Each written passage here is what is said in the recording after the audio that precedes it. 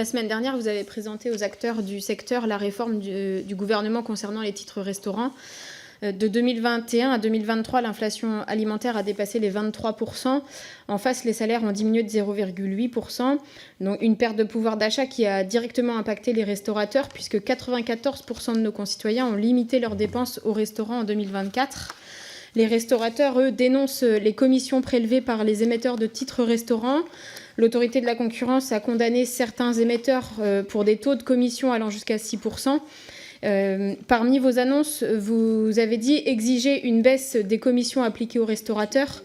Donc, par quelles mesures concrètes votre annonce va-t-elle se traduire pour que les émetteurs de titres restaurants diminuent le niveau de leurs commissions ? La privatisation du marché des titres restaurants, additionnée à la baisse du pouvoir d'achat des Français, contribue aux difficultés des trésoreries des restaurateurs. En janvier, avec mon collègue député Adrien Clouet, nous avons déposé une proposition de loi instaurant un titre restaurant au bénéfice des salariés et des restaurateurs. Car oui, le système actuel nuit également aux salariés, dont les revenus sont les plus faibles. La prise en compte des titres restaurants dans le montant net social peut aboutir à la diminution ou à la suppression des prestations ouvertes aux salariés. Par exemple, c'est le cas de la prime d'activité. Donc, comment un dispositif censé bénéficier aux salariés peut-il, in fine, les pénaliser ? Il a également fallu à plusieurs reprises prolonger le dispositif permettant d'utiliser les titres restaurants dans les supermarchés. En l'absence d'une volonté d'augmenter les salaires et de limiter l'inflation alimentaire, qui est causée notamment par les surmarges de l'agroalimentaire et de la grande distribution, évidemment que la pérennisation est indispensable pour les salariés.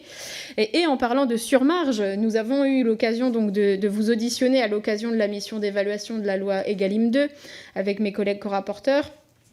Avec la ministre de l'Agriculture, vous avez lancé le comité de suivi des relations commerciales en janvier 2025.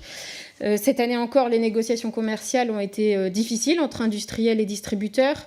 Dans notre rapport, nous avons fait un certain nombre de recommandations pour améliorer cette situation, avec notamment donc, l'inscription de la définition d'un prix abusivement bas dans la loi, prévoir une responsabilité solidaire du distributeur français dont la centrale d'achat européenne ne respecte pas la loi française, réprimer la pratique commerciale déloyale que constituent les marges abusivement hautes.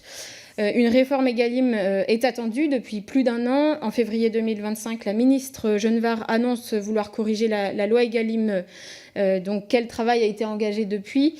Madame la ministre, deux questions plus générales. Quelles mesures portez-vous pour garantir un titre restaurant qui bénéficie aux salariés et aux restaurateurs ?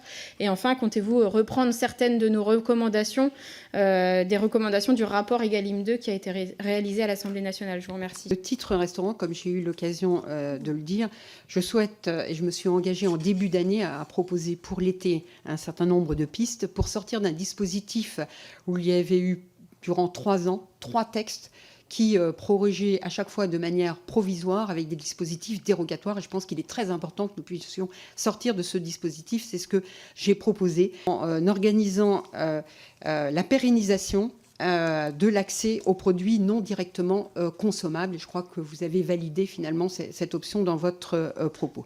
En ce qui concerne les restaurateurs, j'ai pris en compte un certain nombre de points qui avaient été soulevés en prévoyant la possibilité d'utiliser le titre restaurant le dimanche, en interdisant les remises de fin d'année qui étaient versées par les émetteurs aux employeurs et qui venaient finalement alourdir le niveau des commissions au niveau des restaurateurs. Et je me suis engagée également, non pas à un plafonnement des commissions, mais à faire en sorte que les commissions baissent. Et j'ai demandé aux émetteurs, commerçants et restaurateurs de se mettre autour de la table pour proposer des pistes pour diminuer le niveau des commissions. En revanche, je ne peux pas accéder à la demande qui était formulée par les restaurateurs d'un double plafond. J'ai sollicité le Conseil d'État et il y a une rupture d'égalité en ce qui concerne le double plafond.